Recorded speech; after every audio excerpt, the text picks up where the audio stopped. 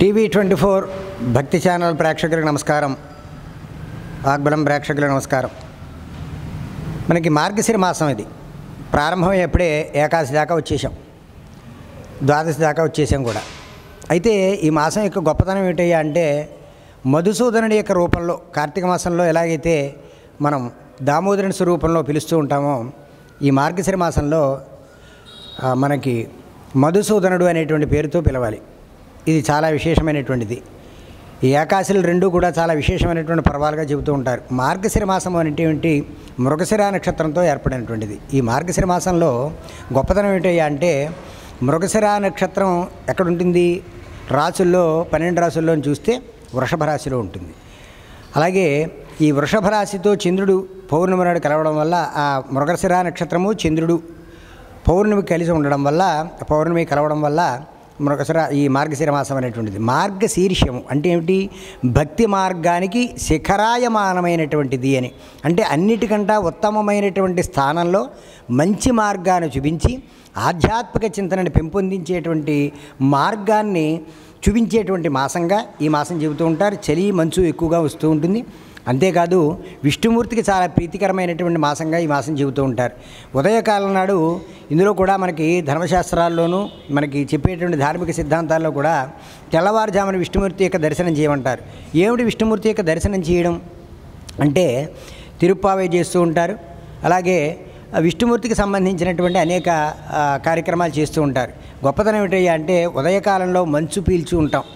తెల్లవారుజామున సహజంగా మన భారతీయులందరూ కూడా తెల్లవారుజామున లేవడం, కాలకృత్యాలు తీర్చుకోవడం, భగవద్ ఆరాధన చేయడం అనేటువంటిది ఒక ఆలోచనగా మనకి నడుస్తూ ఉంటుంది. మనకి ధార్మిక లక్షణాలు అలా ఏర్పడుతూ ఉంటాయి. అయితే ఇక్కడ తెల్లవారుజామున కనుక మనం ఆలయానికి శుచిభూతులై ఆలయానికి వెడితే మరి అక్కడ ఏమిటండి విష్ణుమూర్తి చేయడం? ఇందులో చూడండి, ఆరోగ్య రక్షణ ఏ విధంగా కాపాడుతున్నారో చూడండి. భక్తి, దానితో పాటు ఆరోగ్య రక్షణ. ఈ ఆరోగ్య రక్షణలో ఏమిటయ్యా అంటే, తెల్లవారుజామున ఈ విష్ణుమూర్తిని దర్శనం చేయాలి. ఇప్పుడు చేస్తూ ఉంటాం ధనుర్మాసం. ఈ ధనుర్మాసంలో తెల్లవారుజామున భగవంతుని కనుక దర్శనం చేసినట్లయితే తులసి పత్రితో ఏర్పాటైపోయినటువంటి ఆ యొక్క తీర్థాన్ని ఇస్తారు మనకి. ఆ తీర్థం స్వీకరించడం వల్ల పొద్దున్న పీల్చినటువంటి మంచు వల్ల వచ్చేటువంటి శ్లేష్మ సంబంధమైన రోగములు నివృత్తి చేయబడతాయట. చూడండి, భగవద్ దర్శనం, తద్వారా పుణ్యం, తద్వారా మోక్షం. అంతేకాదు ఇహమందున మానవుడు ఉన్నంతకాలము సంపూర్ణమైన ఆరోగ్యవంతుడై ఉండాలి. అనారోగ్యంతో చేయడానికి ఎక్కడా లేదు. కాబట్టి ఆరోగ్యం పొందడం కోసం మనకి తులసిపత్రి నానబెట్టినటువంటి ఆ తీర్థాన్ని ఇస్తారు. తద్వారా శ్లేష్మ సంబంధమైన, శ్వాసకోశ సంబంధమైన రోగాలు నివృత్తి అవుతాయి. 2 రకాల కార్యక్రమాలు జరుగుతున్నాయి చూడండి.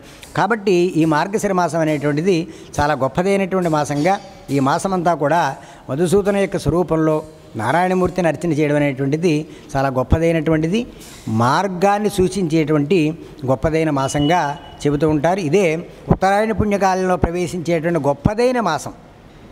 ఏ పుణ్యప్రదమైనటువంటి కార్యక్రమాలు చేయాలన్నా, ప్రతిష్టాది కార్యక్రమాలు చేయాలన్నా ఈ ఉత్తరాయణం అనేటువంటి చాలా విశేషమైనటువంటిది. కాబట్టి ఈ ఉత్తరాయణంలోనే గీతా జయంతి కూడా జరిగింది. కృష్ణ పరమాత్మ తాను స్వయంగా భగవంతుని విశ్వరూప దర్శనం చేసి అర్జునుడికి యుద్ధాన్ని ప్రబోధించి, యుద్ధం చేయడానికి నువ్వు కాదయ్యా నేనే చేయిస్తున్నాను అని చెప్పినటువంటి ప్రబోధం చేసేటువంటి సందర్భంలో గీత ఉపదేశం చేసినటువంటి గొప్పదైనటువంటి ఆ గీతా జయంతి కూడా ఈ మాసంలోనే రావడం చాలా గొప్పదైనటువంటిది. కాబట్టి హిందువులందరం కూడా విష్ణుమూర్తి యొక్క దర్శనం చేయడం ద్వారా పరమేశ్వరుని యొక్క అనుగ్రహాన్ని పొంది సంపూర్ణ ఆరోగ్యవంతులవుదాం. నమస్కారం.